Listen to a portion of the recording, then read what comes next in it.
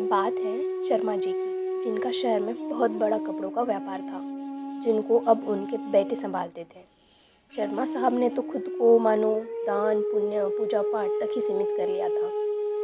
शर्मा साहब ने ऐसा कोई मंदिर, ऐसा कोई धर्मशाला नहीं छोड़ी थी जहाँ पे उन्होंने दान पुण्य नहीं किया हो। शर्मा साहब की कहानी भी बड़ी दिलचस्प थी। ऐसा नहीं था कि उनको सब चीज़ें विरासत में मिली थी।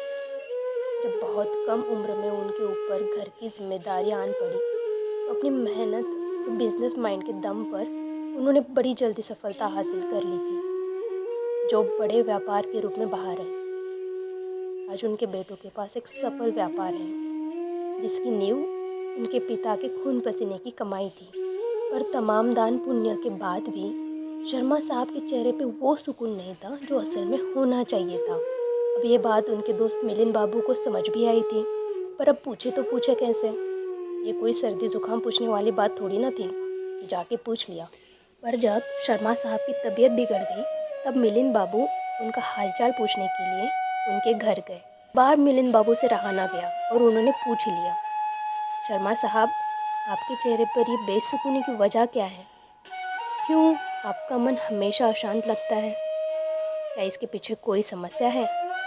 अब शर्मा साहब मानो इसी इंतज़ार में थे कि कोई आके उनसे ये पूछे। शर्मा साहब बोले, यार बाबू, मेरा मन हमेशा अशांत रहता है। मैं कितना भी दान पुण्य पूजा पाठ करूं, मुझे शांति ही नहीं मिलती। मुझे हमेशा ऐसा लगता है कि जैसे मेरी पूजा ईश्वर तक पहुंच ही नहीं रही। ये सब कुछ करके भी कुछ भी नहीं कर पा रहा हूँ। मिलिंद बाबू ने एक लंबी सांस भरी और तब उन्होंने गीता का ये श्लोक बोला, विहाय कामान्यः सर्वान् पुमांश्च चरति निस्पृहः निर्ममो निरहंकार शांति ममधिगच्छति। इस श्लोक में भगवान श्री कृष्ण कहते हैं, जो मनुष्य सभी इच्छाओं का और कामनाओं का त्याग कर ममता रहित और अहंकार रहित होकर अपने कर्तव्य का पालन करता है, उसे ही शांति प्राप्त होती है। अब उसे सरल शब्दों में कहा जाए तो जब हम कोई भी काम करते हैं, चाहे वो अपना रोज़मर्रा का काम हो या फिर किसी की मदद करने जैसा काम, यदि हम किसी भी तरह के स्वार्थ या अहंकार से भरकर करते हैं, तब हमें किसी भी तरह का काम सुकून नहीं दे सकता। अब जैसे हम किसी की मदद करना चाहते हैं और ये बहुत अच्छा विचार भी है, लेकिन इसके साथ ही हम ये भी सोचते हैं कि भाई हमारी वाहवाही हो, इसके बदले हमारे पाप कम हो जाए, इसके बदले हमें कुछ पुण्य मिल जाए।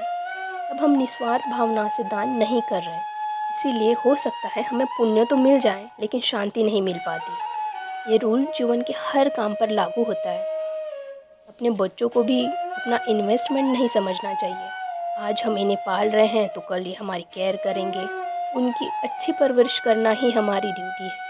हम दान पुण्य करते हैं क्योंकि हम इस काबिल हैं, लेकिन उसके बदले किसी भी प्रकार की उम्मीद रखना या प्रचार होने की कामना रखना तो ये घमंड की निशानी है, और ईश्वर उस हृदय में वास नहीं करते जिसमें अहंकार हो। इस तरह उस मन को शांति भी प्राप्त नहीं होती।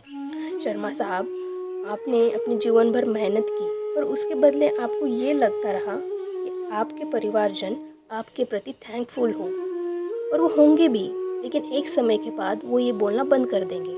लेकिन आपका हृदय तो हमेशा यही सुनना चाहेगा, और जब ये सुनने ना मिले तब आपको बड़ा दुख होगा। देखा जाए तो आपने किसी भी प्रकार का किसी पर भी कोई एहसान नहीं किया। वो परिवार का सदस्य होने के नाते आपकी एक रिस्पॉन्सिबिलिटी थी जो आपने किया। हम पूजा पाठ करते हैं, ये भी हमारा उस भगवान के प्रति कर्तव्य है जिसने हमें मनुष्य रूप जन्म दिया और इस धरती के सारे सुख लेने का अवसर भी दिया। अपनी पूजा का प्रदर्शन करके हम उस सुख से भी हाथ धो बैठते हैं।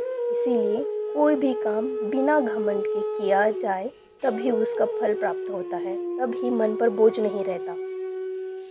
हमें पता होता है कि हमने हमारा काम अच्छे से किया है, बाकी उसका फल ईश्वर पर छोड़ देना चाहिए। शर्मा साहब को अब अपनी गलती का एहसास हुआ था। उन्होंने दिल से मिलिंद बाबू का धन्यवाद किया और ये कहानी यहीं ख़त्म हुई। आई होप ये वीडियो आपको कुछ हेल्प करे।